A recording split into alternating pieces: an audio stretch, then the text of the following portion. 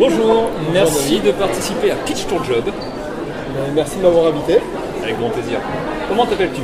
Olivier Sonnet. Alors Olivier, à travers quelques questions, on va pouvoir voir ton quotidien professionnel. Ok. Quel est ton métier actuellement? Alors actuellement, je suis directeur commercial externalisé. Donc je suis indépendant à mon compte. Ok. Alors, directeur commercial externalisé, peux-tu nous donner la dimension de directeur commercial dans un premier temps? Voilà. Alors, un directeur commercial, c'est dans une entreprise celui qui organise, structure, définit les cibles, la stratégie commerciale, les méthodes commerciales et qui impulse en fait l'énergie commerciale, la force commerciale pour aller chercher des prospects, des clients, du chiffre d'affaires. Ok. Donc ça veut dire qu'il pilote les stratégies et il fait donc du management vis-à-vis des équipes. Il pilote les stratégies, il pilote également l'opérationnel, le management, et il travaille en étroite collaboration avec le marketing. D'ailleurs, très souvent, un directeur commercial et marketing. Ok. Est-ce que tu peux nous donner une distinction entre marketing et commercial? Oui. Alors, le marketing et vision de la confusion est souvent en fait, le commercial est opérationnel, c'est-à-dire c'est aller chercher le client, le prospect et signer des contrats. Le marketing, lui, est un support au commerce puisqu'il va travailler pour concevoir l'offre commerciale, concevoir le packaging. La communication fait bien souvent également étroitement liée avec le marketing puisqu'elle va concevoir les opérations promotionnelles et donc qui seront propulsées par la communication. Donc en fait c'est un triptyque entre commerce, marketing et communication dans une entreprise. Ok, très clair. Donc on a fait directeur commercial. Externalisé, qu'est-ce que ça veut dire? Alors externalisé, eh bien, ça veut dire tout simplement que je ne suis pas salarié de mes clients, bien entendu, puisque je suis à mon compte. Donc moi je facture sous forme de prestations sur lesquelles on s'est mis d'accord avec le dirigeant. Je vais facturer mon intervention et venir avec un temps d'intervention qu'on aura défini ensemble, une fois par semaine, une fois tous les 15 jours, 2 fois par semaine, à voir selon la problématique. Et je vais, dans son entreprise, effectuer toutes les tâches et apporter l'expertise du directeur commercial.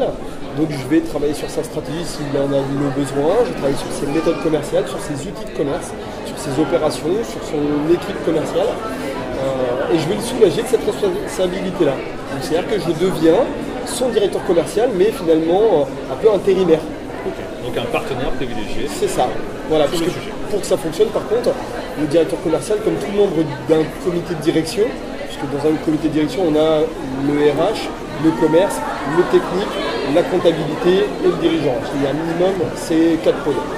Donc, le directeur commercial est forcément étroitement lié au patron et au courant du sujet hautement stratégique et confidentiel de l'entreprise. Donc là où tu as raison, c'est une relation de partenariat basée sur une grande confiance. Très bien. Est-ce que tu veux nous expliquer le parcours qui t'a amené à cette fonction-là? Oui, alors, je vais essayer de faire rapide parce que je pourrais vite m'éterniser. Dans les grandes lignes, moi j'ai un parcours qui est assez atypique, c'est-à-dire que je sors de l'école avec un bac scientifique en poche et avec une pression sociale, éducative qui veut me pousser vers les sciences, mais ça ne me correspond pas. Donc je fais mon parcours en autodidacte, je réussis à me reconnecter avec le commerce, en tout cas à trouver ma voie malgré tout. Et j'ai démarré par une école de vente automobile, pour le coup, parce que dans ma carrière je l'ai fait dans l'automobile, j'ai démarré jeune vendeur. L'automobile ayant cette vertu de pouvoir former énormément ses équipes, j'ai bénéficié de ces formations continues tout au long de ma carrière et j'ai gravi les différents échelons, vendeur itinérant, vendeur en magasin, vendeur société, responsable des ventes, chef de vente, directeur commercial. Ok, très bien. Donc ça, du coup, tu as d'expérience en expérience, tu as augmenté tes compétences. C'est ça, parce que j'en avais l'envie, d'une part, ça me semble important. J'ai produit et montré mon envie d'évoluer, de grandir et d'apprendre tout au long de ma carrière. Et puis j'ai su saisir toutes les opportunités de formation qui nourrissaient cette envie de carrière et qui me permettaient d'évoluer. Ok, très bien. Est-ce que tu as une réussite, une anecdote que tu aimerais nous partager, quelque chose dont tu es fier? Ouais. Ouais, j'en ai une qui me vient en tête. C'est à la suite de mes années d'expérience automobile, donc j'ai monté mon entreprise il y a maintenant bientôt 2 ans. Et c'est dans le cadre de mon entreprise actuelle, Exenco, que j'ai cette anecdote. Il se trouve que la vente, c'est aussi beaucoup une sorte de posture, le commerce. Et grâce à cette notion de posture, j'ai eu la chance de côtoyer dans un club business une personnalité. Et je suis plutôt fier de dire qu'aujourd'hui je travaille avec cette personnalité, donc je tairai le nom puisque ça reste encore pour l'instant confidentiel, mais ça c'est une vraie réussite. Je vous dis, à moins de 2 ans, d'avoir réussi à accéder à un marché auprès d'une personne qui a une portée médiatique et nationale, c'est une vraie fierté.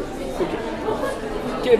Quelles seraient les qualités finalement pour être dans le commerce ou directeur commercial, mais quelles sont les qualités requises pour être bon dans ce domaine-là? Ouais. Alors, dans les métiers du commerce, la première des choses, alors comme dans beaucoup de métiers, mais la première des choses, je pense, c'est qu'il faut aimer les gens. Il faut aimer aller à la rencontre des gens. Si vous n'aimez pas aller à la rencontre des gens, si les gens, ça vous pèse, c'est un peu dérangeant, je pense qu'il y a quelque chose qui va être difficile tout au long de la carrière. Je pense aussi qu'il faut savoir être très persévérant parce que le commerce, d'ailleurs c'est un de mes premiers formateurs qui m'a dit ça. Si vous rentrez dans le commerce, vous allez d'abord apprendre à aimer perdre. Ok, donc en fait on en prend plus plein la tête qu'on a de réussite. Donc ça veut dire qu'implicitement il faut avoir une grande persévérance et s'accrocher. Donc la persévérance, de la pugnacité, aimer les gens, puis après de la curiosité. Très clair. Faut s'accrocher quoi. C'est ça, faut s'accrocher. Ouais. Est-ce que tu aurais des conseils à donner sur des jeunes qui aimeraient rentrer dans ce monde du commerce Ouais. Les conseils vont être à peu près les mêmes que ces qualités qu'il faut avoir. Si vous voulez embraser une carrière commerciale, aimez les gens, soyez curieux et ne baissez pas les bras aux premiers échecs parce que clairement ça va faire la différence. Voilà. Okay. Merci de ton partage. Merci à toi David. Merci. Salut.